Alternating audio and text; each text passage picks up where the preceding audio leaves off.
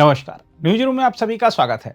बिहार की जनता ने 6 नवंबर को विधानसभा चुनाव के पहले चरण में लगभग 65% मतदान करके अपने राजनीतिक इतिहास का नया अध्याय लिख दिया है। यह केवल एक सांख्यिकीय उपलब्धि नहीं है, बल्कि सामाजिक और राजनीतिक मनोविज्ञान का भी दर्पण है। चुनाव आयोग ने मतदाताओं के इस उत्साह का स्वागत किया है, तो वहीं तमाम राजनीतिक दल इस भारी मतदान को अपने अपने पक्ष में बताने में भी जुट गए हैं। साथ ही इस भारी मतदान से विपक्ष के उन आरोपों की भी हवा निकल गई है, जिसके तहत कहा जा रहा था कि बिहार में एसआईआर की प्रक्रिया के जरिए मतदाताओं को वोट डालने से रोकने का षड्यंत्र किया गया। बिहार विधानसभा चुनाव के लिए अब तक हुआ प्रचार भले बहुत जोशीला नहीं रहा हो, लेकिन 121 सीटों पर पहले चरण के दौरान मतदाताओं की भागीदारी ने यह स्पष्ट कर दिया है कि राज्य का जनमानस उदासीन नहीं है। पिछले 3 चुनावों की तुलना करें तो 2010 में 52.73%, 2015 में 56.91% और 2020 में 57.29% मतदान रहा था। और इस बार मतदान प्रतिशत का 64.66% रहना केवल संख्या नहीं, बल्कि जन सक्रियता का संदेश है। अब सवाल यह है कि मतदाताओं की यह सक्रियता किसके पक्ष में जाएगी। राजनीतिक दलों की प्रतिक्रियाएं देखें तो आरजेडी के तेजस्वी यादव ने इसे महागठबंधन की जीत की मुहर बताया, तो वहीं बीजेपी नेता और उप मुख्यमंत्री सम्राट चौधरी ने दावा किया है कि पहले चरण की 100 सीटें एनडीए की झोली में जाएंगी। उधर प्रशांत किशोर की जन स्वराज पार्टी ने इसे परिवर्तन की प्यास कहा है। देखा जाए तो बिहार के इस चुनाव में 2 परस्पर विरोधी नैरेटिव टकरा रहे हैं। एक और सुशासन और स्थिरता की दलील लिए नीतीश कुमार हैं, दूसरी ओर नौकरी, महंगाई और असंतोष का कार्ड खेल रहा महागठबंधन है। लेकिन इस चुनाव में सबसे बड़ी निर्णायक है महिला मतदाता। राजनीतिक विश्लेषकों के अनुसार महिलाओं ने पुरुषों से अधिक मतदान किया है, इसलिए यह माना जा सकता है कि यह भारी मतदान एनडीए के पक्ष में लाभदायक होगा।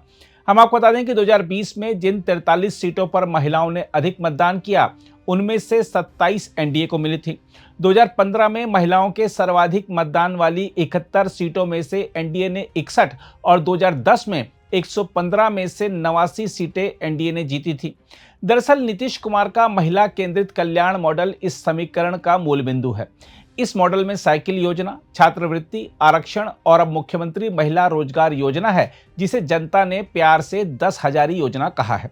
देखा जाए तो नीतीश कुमार की यह योजना केवल एक चुनावी गिमिक नहीं, बल्कि बिहार के ग्रामीण और निम्न वर्गीय समाज में सशक्तिकरण के अर्थशास्त्र की पुनर्व्याख्या है।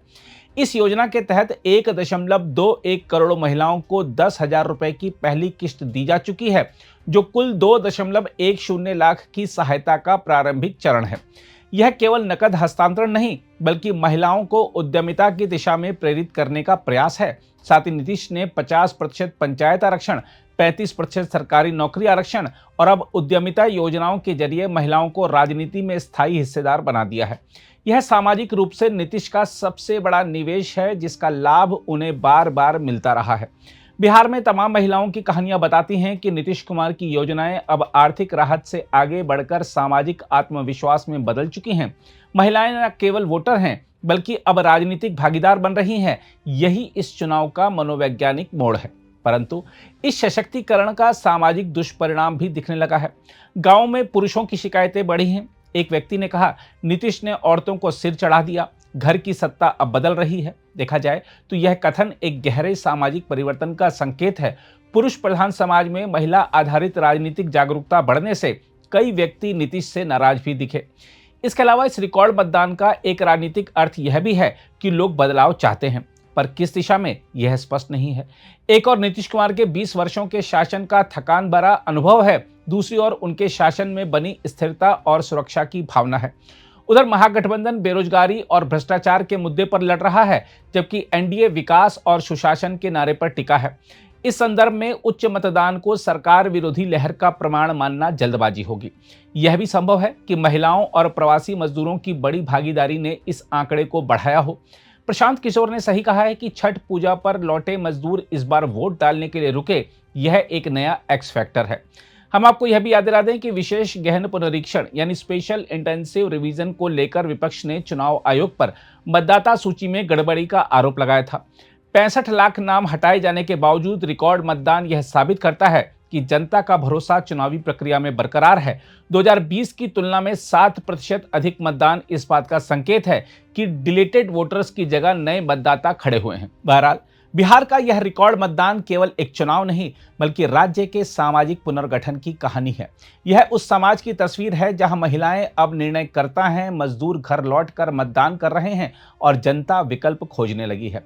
अगर यह मतदान बदलाव का संकेत है तो यह नीतीश कुमार के विरुद्ध नहीं बल्कि उन्हीं के बनाए नए सामाजिक समीकरणों से उपजा बदलाव है।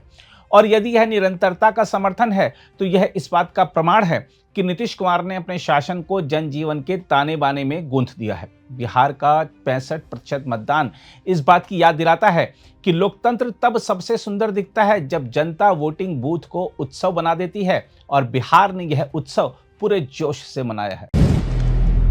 अगर आप भी लेना चाहते हैं देश दुनिया की तमाम जानकारी तो आज ही सब्सक्राइब करें हमारे चैनल को। साथ ही नीचे दिए बेल आइकन को जरूर दबाएं ताकि हर अपडेट आप तक पहुंच सके।